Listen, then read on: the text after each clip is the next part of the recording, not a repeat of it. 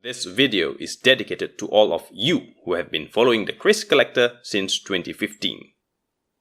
In today's video, I will recap on the memorable moments, achievements and losses in 2018. Keep watching to find out more.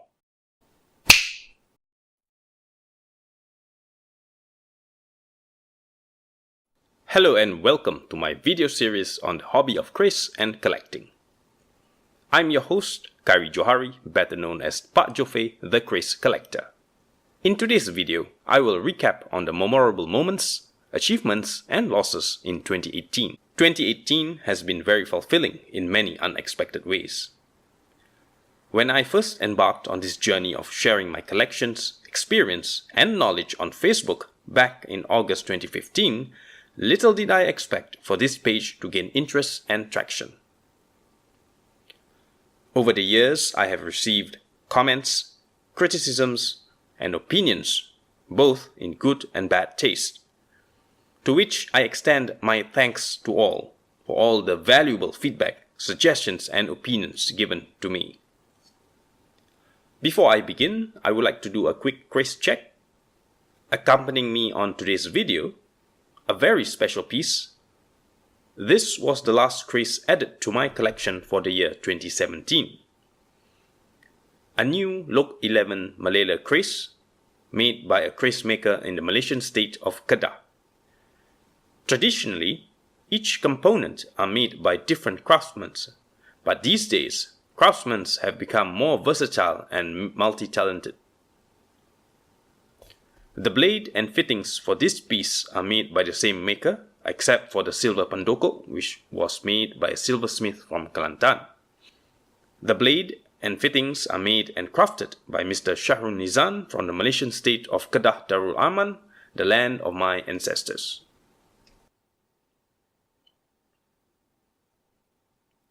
My regret is that I did not have the opportunity to meet him in person. We only communicated actively by calls and private messaging. A humble and wise man, Mr. Shahrul Nizam sadly is no longer with us today. He passed on in June of this year. May Allah bless his soul.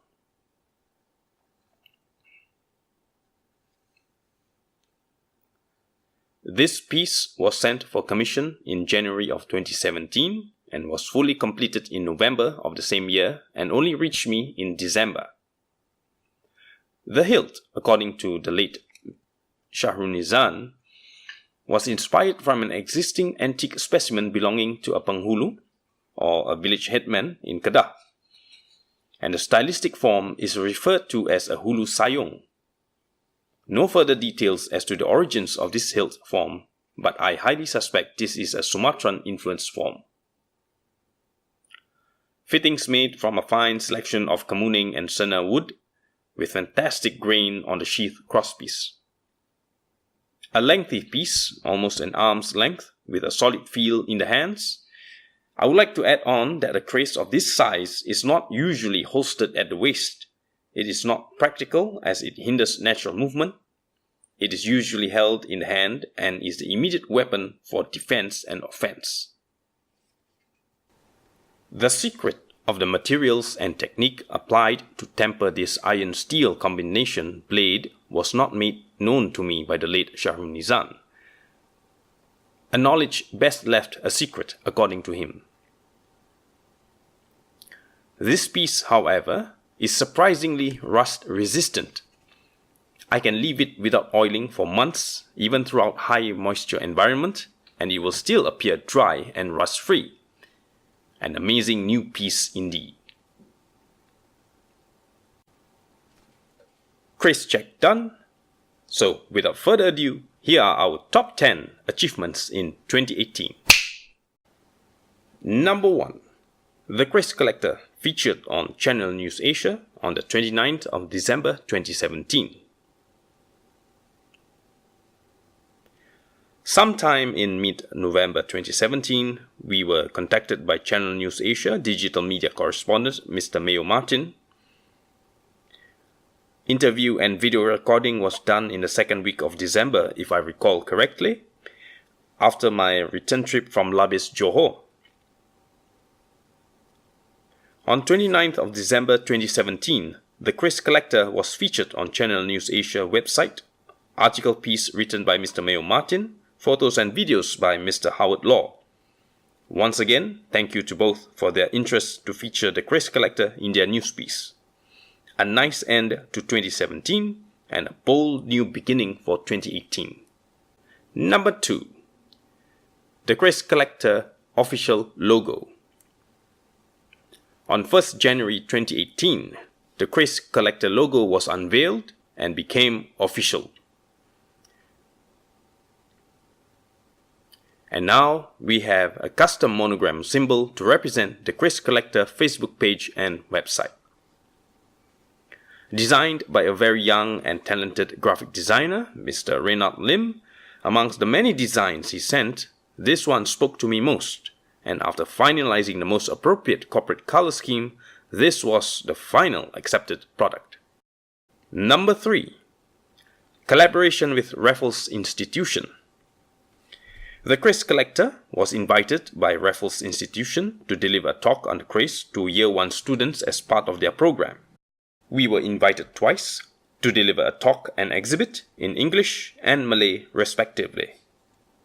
It was truly an honor for me. For one, I was never a student there, and to be given the trust to deliver a talk on the subject was a responsibility that I shouldered with honor. Number 4. Collaboration with NUS students. It was a pleasant surprise to be approached by some students from National University of Singapore, NUS, who were interested to do a project on the Keris. An international mix, as you can see here in this picture. Unfortunately, I can barely recall their names. Do pardon me for that. Wherever they are now, I hope what I share inspires them to appreciate this art. I'm pretty sure it was a learning experience unlike any they have experienced before. Number 5. The Keris Collector embroidered polo shirt. By special request from our fans, we decided to produce an exclusive The Keris Collector polo shirt. We sourced for the best provider of quality custom embroidery with the best polo material available, and the result, we produced and sold 120 polo shirts by order only. To all who bought the shirt, once again, I thank you for your trust and support. Perhaps next year I will do a different batch for those who missed the opportunity to get one this year. Number 6. Collaboration with National Museum of Singapore. It was a surreal moment when I was contacted by a representative from the National Museum of Singapore. After several discussions online and a semi-formal meeting in person, I was entrusted as a consultant of sort on the Keris-related matters. It was also an honor to be selected as an anchor for their video production. The video featuring my collections and myself is now currently on display at the National Museum of Singapore, the Magic and Menace exhibit. On top of that, the Keris Collector was also given the opportunity to deliver a talk and exhibit at the National Museum of Singapore. Twice. One for a private event and another which was open to public. Truly an honor to be selected to shoulder this responsibility. Thank you, National Museum of Singapore, for the opportunity and trust. Oh, and one more thing. The Keris Collector logo was also featured prominently as one of the key collaborators for their exhibit. Definitely a momentous achievement and recognition indeed. Number 7. Debut infographic brochure. This year too, we finally materialized a physical infographic pamphlet featuring a very basic introductory guide on the Keris. This pamphlet was designed by a very professional and experienced graphic designer, Susan from Screen and Shoot. Thank you very much, Susan, for a job well done and timely delivery of accepted projects. For many years, collectors in Singapore have been doing displays, exhibits, and even talks. Unfortunately, the impact from these activities didn't quite hit the mark, as there were no informative collaterals distributed to audiences at such events. Hence, I decided to provide a value-added service. Anyone who attends to any events organized and collaborated with me will receive these free brochures. You heard me right. These brochures are distributed for free at my events. Costs for production are sponsored by JoFe and Partners LLP. Number 8. Debut custom card skins and EasyLink cards. Next promotional collateral produced soon after the brochure was made are these custom EasyLink cards and card skins. Again, designed by Susan from Screen and Shoot. Skins printed by Sticker Dojo and EasyLink printed by Custom Cards. Personally, I favor the card skin more, as they are not only cheaper to produce but can be pasted on any cards of choice. Who says you can't carry a Kris in your pocket? Now you certainly can. These card skins will be made available on January 2019. You can start placing your orders now if you like. Links will be given in the description of this video below. Number 9. Collaboration with National Library Board. For the first time ever, the Keris Collector was invited to present a talk at Bedok Public Library. Another opportunity to reach more people on the subject of the Kris through free public lectures. The turnout for this talk was amazing. Prominent influential figures attended this talk, which was moderated by Dr. Azhar Ibrahim from the National University of Singapore, NUS.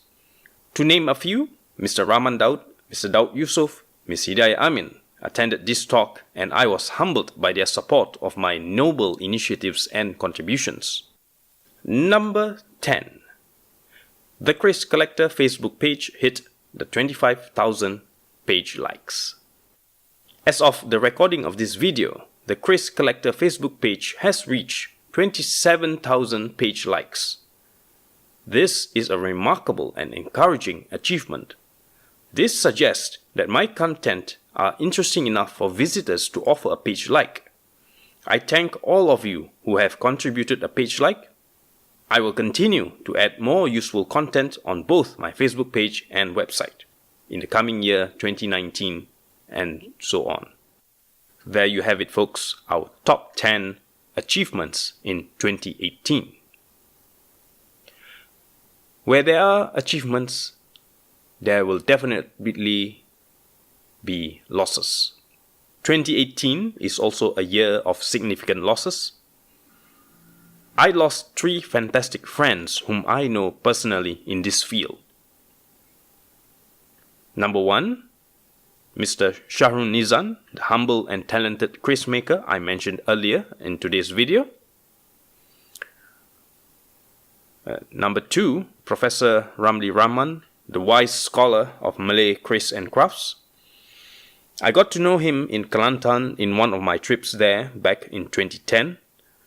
He has been an invaluable source of inspiration and information over the years on matters of the Kris craft, especially that of Patani-style blades.